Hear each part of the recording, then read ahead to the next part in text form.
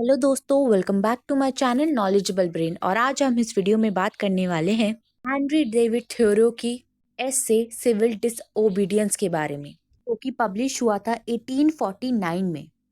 दोस्तों, हेनरी की civil disobedience ये बताती है कि एक इंसान को कानून के हुक्म से ज़्यादा अपनी अंतर आत्मा को प्रायोरिटाइज करना चाहिए।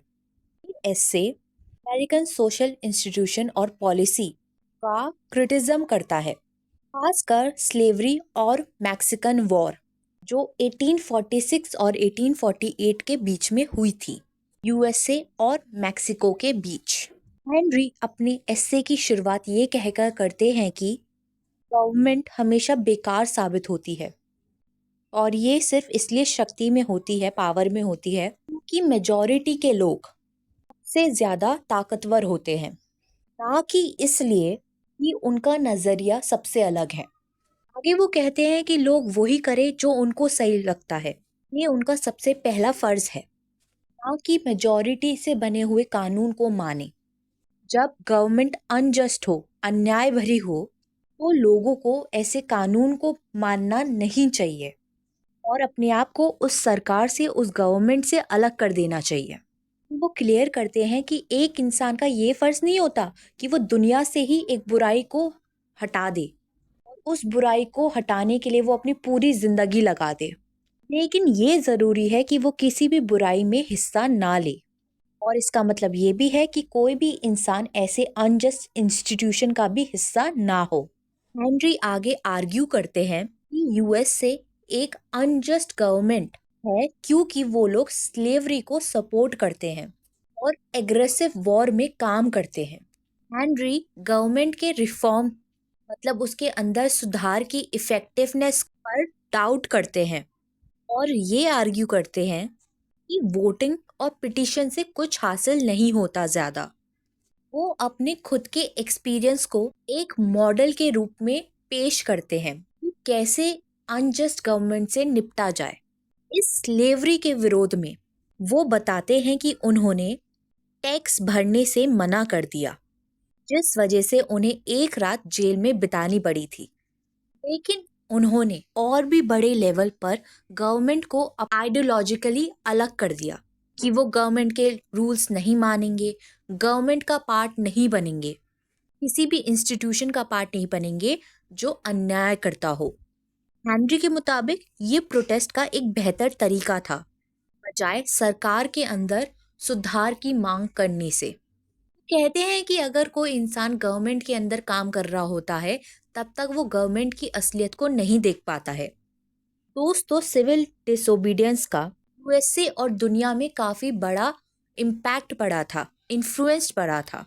सबसे मशहूर तौर पर रशिया के लियो टॉल्स्टॉय उनसे इंस्पायर हुए थे और इंडिया के महात्मा गांधी। इसने अमेरिका के सिविल राइट मूवमेंट को भी ताकत दी थी। दोस्तों, सिविल डिसोबीडियंस 3 सेक्शन में डिवाइडेड है, तो चलिए सेक्शन 1 की शुरुआत करते हैं। हेनरी सिविल डिसोबीडियंस की शुरुआत में बोलते हैं कि वो उस मोटो से अग्री करते हैं जो कहता है that government is best which governs least. वो गवर्नमेंट सबसे अच्छी है जो सबसे कम काम करती है।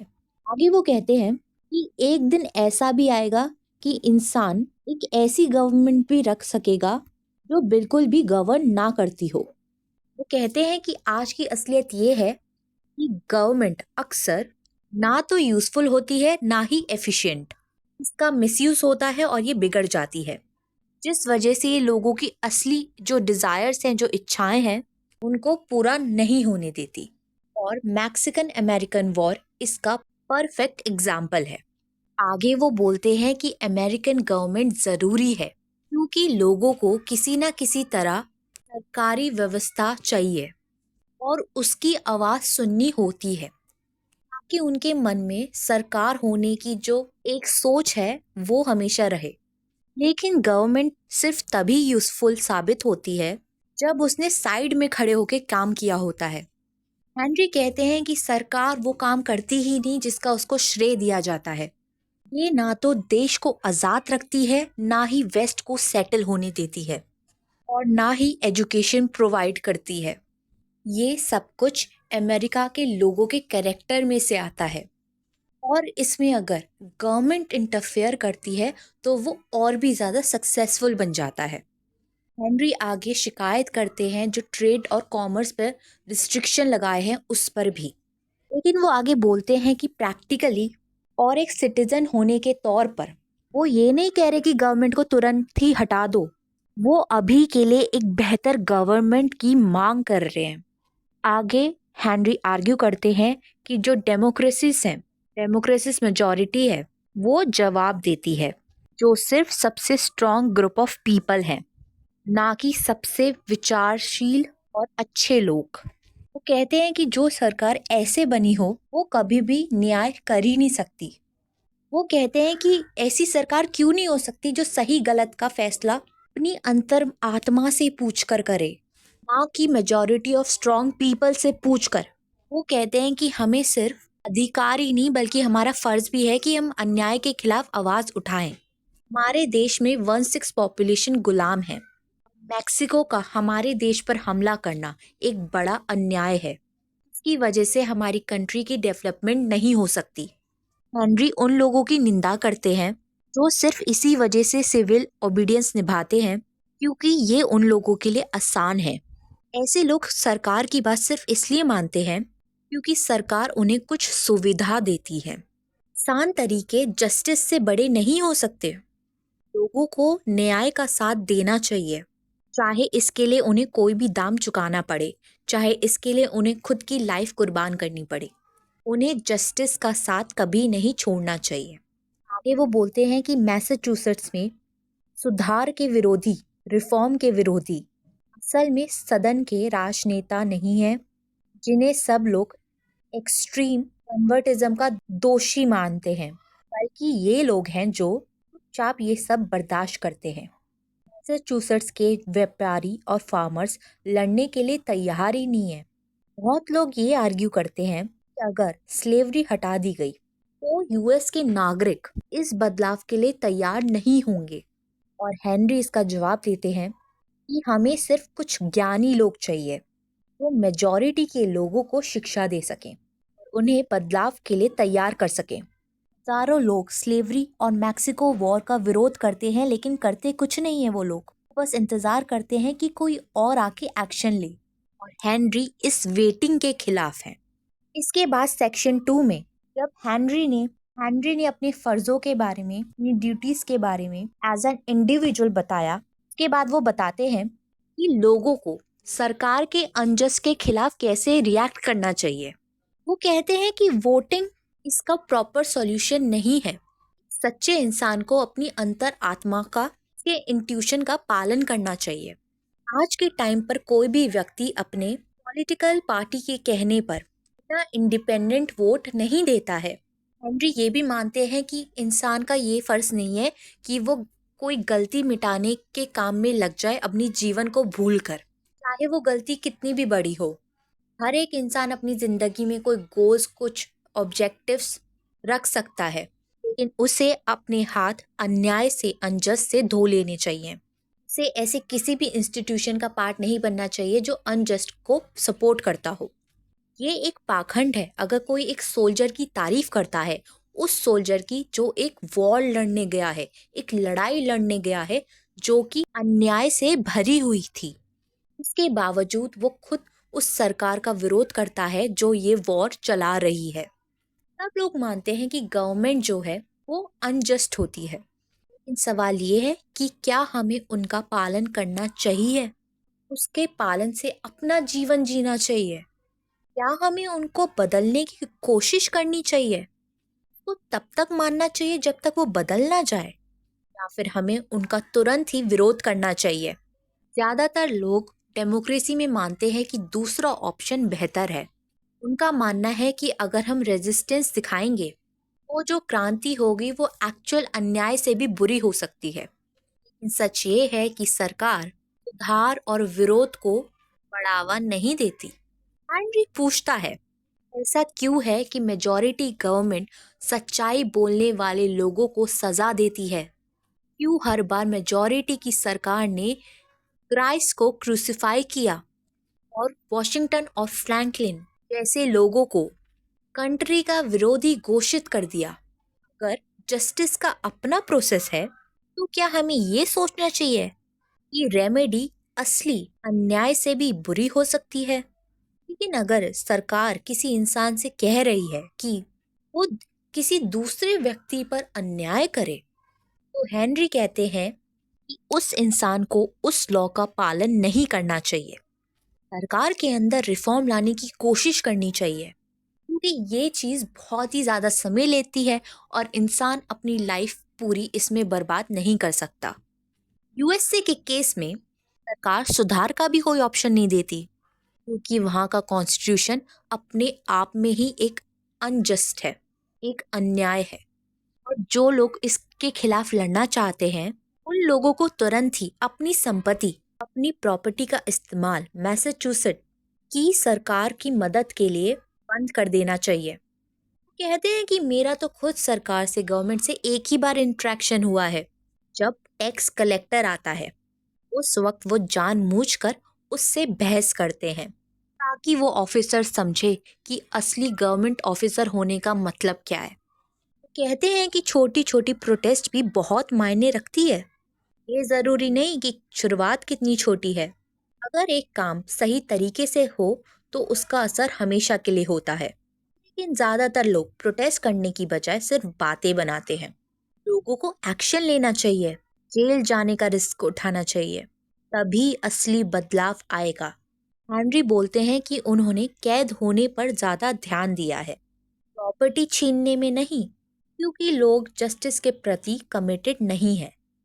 वो लोग ज़्यादातर प्रॉपर्टी जमा नहीं करते। एक इंसान अपनी सोसाइटी के लिए सबसे अच्छा काम तब कर सकता है जब वो अमीर होके भी वैसे ही जिए जैसे वो तब जीता था जब वो गरीब था।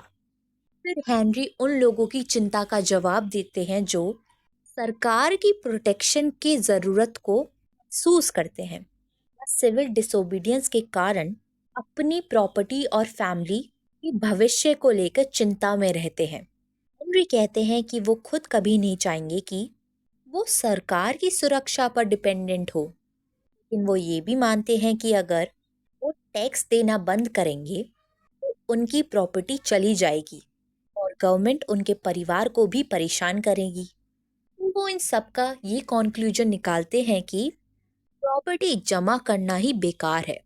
इंसान को बस ज़रूरत भर की ही चीज़ें रखनी चाहिए और सिर्फ उतनी ही खेती करनी चाहिए जितनी उसके जीवन के लिए ज़रूरी हो। वो अपने रीडर्स से कहते हैं, तुम्हें अपने अंदर जीना सीखना होगा। You must live with in your self. आगे वो बोलते हैं कि अगर सरकार ही न्याय से नहीं चल रही है तो धन दौलत भी शर्म की बात है। सेक्शन 3 में वो बात करते हैं अपने खुद के पर्सनल एक्सपीरियंस की विद सिविल डिसोबीडियंस। वो कहते हैं कि उन्होंने खुद 6 साल से पोल टैक्स नहीं भरा है, जिसकी वजह से उन्हें एक रात जेल में बितानी पड़ी थी। लेकिन इस एक्सपीरियंस की वजह से उनकी स्पिरिट हर्ट नहीं हुई, उनके जज्बात टूट नहीं पाए। हेनरी कहते हैं कि वो सिर्फ उन्हीं कानून का पालन करते हैं जो उचित कानून लगते हैं उन्हें, और उसके लिए अपनी वैल्यूज़ और अपने बिलीफ को फॉलो करना बहुत ज़रूरी है। वो कहते हैं कि मेरा जेल का एक्सपीरियंस काफ़ी नया था, काफ़ी इंटरेस्टिंग था। उनका जो रूममेट था उसने एक बान को, एक गोडाउन को जला दिया था, जिसकी वजह से वो यहाँ पे जेल में था। हेनरी कहते हैं कि वो इंसान नशे में था और शायद स्मोक करते हुए, पाइप पीते हुए वहीं पर सो गया होगा, जिसकी वजह से आग लग गई। हेनरी वहाँ की जेल की होने वाली चर्चाएं और कहानियां सुनने लगे। उन्हें जेल के अंदर लिखी हुई कविताएं भी दिखाई दी। जेल का पूरा अंदर का सिस्टम उनके लिए एक अलग ही दुनिया थी। उन्हें ऐसा लग रहा था कि वो किसी नए देश में आ गए हो। उन्हें लगा कि वो अपने ही शहर को पहली बार देख रहे हैं, पहली बार इस शहर की रोशनी को देख रहे हैं, पहली बार इस शहर की आवाज़ों को सुन रहे हो। लेकिन एक रात बाद किसी ने इंटरफेयर किया और उनका टैक्स भर दिया, जिसके बाद अगले दिन उन्हें छोड़ दिया गया। जेल से आने के बाद उनको लगा जैसे शहर, स्टेट, कंट्री ही पूरी बदल गई हो। उन्हें महसूस हुआ जिन लोगों के साथ वो रहते थे वो सिर्फ अच्छे लोग हैं, अच्छे दोस्त नहीं। वो लोग किसी भी जस्टिस में या रिस्क लेने में इंटरेस्टेड ही नहीं है। इसलिए हेनरी जल्दी ही उस शहर से चले गए। हेनरी कह रहे हैं कि वो हमेशा हाईवे टैक्स देते थे क्योंकि उनको का एक अच्छा पड़ोसी बना था। लेकिन जनरली हेनरी सारे टैक्सेस अवॉइड करते थे। लेकिन उनका टैक्स ना देने का जो निर्णय था वो किसी एक गवर्नमेंट पॉलिसी के ऊपर नहीं था कि पूरे गवर्नमेंट सिस्टम के विरोध था उनका प्रोटेस्ट, क्योंकि उनके हिसाब से टैक्स का सारा पैसा गलत जगह लग जाता है। हेनरी अब बात करते हैं उस व्यक्ति की जिसने उनका टैक्स भरा था, उस अनजान व्यक्ति की। वो सोचते हैं कि अगर उस इंसान ने ये काम गवर्नमेंट के प्रति सिंपैथी दिखाने के लिए किया है तो वो किसी अनजस्ट इंस्टीट्यूशन का हिस्सा है, और अगर उसने हेनरी की मदद के इरादे से किया है तो उसने अपनी पर्सनल फीलिंग को पब्लिक गुड के बीच में ला दिया है, जो एक गलती है। हेनरी कहते हैं कि उन्हें लगता है कभी कभी कि वो अपने पड़ोसियों की फीलिंग्स का सामना करे क्योंकि उनका पड़ोसी उनकी भलाई के लिए सोच रहा है। लेकिन वो खुद को याद दिलाते हैं कि और भी लोग हैं, एग्जाम्पल स्लेव्स, तो उसके पड़ोसियों से ज़्यादा दुख में हैं। वो नहीं मानते कि इंसान को वैसे ही एक्सेप्ट कर लेना चाहिए जैसा वो है, कि हमेशा सोचना चाहिए कि वो इंसान ऐसा कैसे है, तो ऐसा होना चाहिए। वो आगे बोलते हैं कि मैं समाज के खिलाफ जाके कुछ बदलाव तो ला सकता हूँ। हेनरी को लॉयर्स और लेजिस्लेटर्स के लिए कोई पेशेंस नहीं है। ये लोग पॉलिटिकल इंस्टीट्यूशन का हिस्सा है, इसलिए ये लोग तो कभी सुधार नहीं ला सकते। कहते हैं कि हमें ये भूलने के लिए बोला जाता है कि दुनिया पॉलिसी और एक्सपीडियंसी से नहीं चलती। आगे हेनरी डैनियल वेबस्टर का जिक्र करते हैं। कहते हैं कि ये पॉलिटिशियन कभी भी गवर्नमेंट में कोई भी सुधार नहीं ला सका, लेकिन बाकी पॉलिटिशियन और रिफॉर्मर्स के मुकाबले ये काफ़ी अच्छा है। वो एक लीडर नहीं है बल्कि एक फॉलोवर है। वो सिर्फ रिएक्शन देता था, कोई नया कदम नहीं उठाता था। फिर स्लेवरी को सिर्फ इसलिए सपोर्ट करता था क्योंकि ये एक कॉम्पैक्ट हिस्सा था यूएसए का। हिटलर के पास ज्ञान नहीं था, सिर्फ समझदारी थी। फिर ये कॉन्क्लूजन निकालते हैं कि अमेरिका में ऐसा कोई व्यक्ति अभी तक नहीं आया जो लेजिस्लेटिव जीनियस हो। ऐसे लोग दुनिया की हिस्ट्री में बहुत ही कम हैं। कहते हैं कि गवर्नमेंट की अथॉरिटी प्योर नहीं है। कहते हैं कि सही जस्ट अथॉरिटी तभी हो सकती है जब वो गवर्नमेंट के कंसेंट पर बेस्ड हो। सरकार के पास सिर्फ वही अधिकार होने चाहिए जो एक इंडिविजुअल देना चाहता हो। डेमोक्रेसी एक आगे बढ़ने वाला कदम है जो व्यक्ति के प्रति असली रिस्पेक्ट, असली सम्मान दिखाता है। लेकिन हेनरी मानते हैं कि डेमोक्रेसी आखिरी स्टेप नहीं है, इससे भी आगे बढ़ना बाकी है। वो एक ही स्टेट का सपना देखते हैं जो लोगों को रिस्पेक्ट दे, ऐसी स्टेट जो लोगों को परेशान ना करे अगर लोग अलग होके इंडिपेंडेंट जीना चाहें।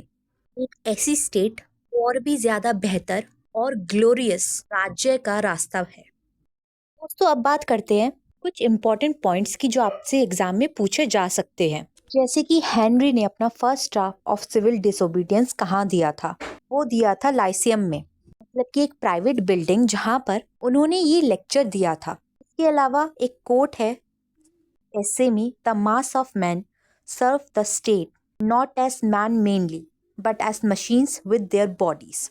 कोट आपसे पूछा जा सकता है कि कौन से एस्से में, हेनरी के कौन से वर्क में यूज हुआ है। इसके अलावा एक और लाइन है, under a government which imprison any unjustly the true place for a just man is also a prison. ये लाइन भी काफ़ी इम्पॉर्टेंट है। तो इसके अलावा सिविल डिसोबीडियंस ओरिजिनली पब्लिश हुआ था as resistance to civil government के नाम से। तो सिविल डिसोबीडियंस में हेनरी ने अपोज किया है स्लेवरी और मैक्सिकन अमेरिकन वॉर के लिए। उन्होंने फर्स्ट ड्राफ्ट जो था सेडियम में 1848 में डिलीवर किया था। इसके अलावा आपसे ऑथर के बारे में भी पूछा जा सकता है, जैसे कि हेनरी ने अपनी पूरी लाइफ टाइम में 2 बुक्स पब्लिश करी थी। इसके अलावा उन्होंने एक पोएम लिखी थी जिसका नाम था डायल, जिसका इनॉग्रल इशू था सिंपैथी। कई बार राइटर के दूसरे वर्क के बारे में भी पूछा जा सकता है, इसलिए कुछ बातें हैं जो आपको ध्यान में रखनी पड़ेगी। जो इम्पोर्टेंट वर्क है उनकी डेट्स के थीम को याद कर लीजिएगा।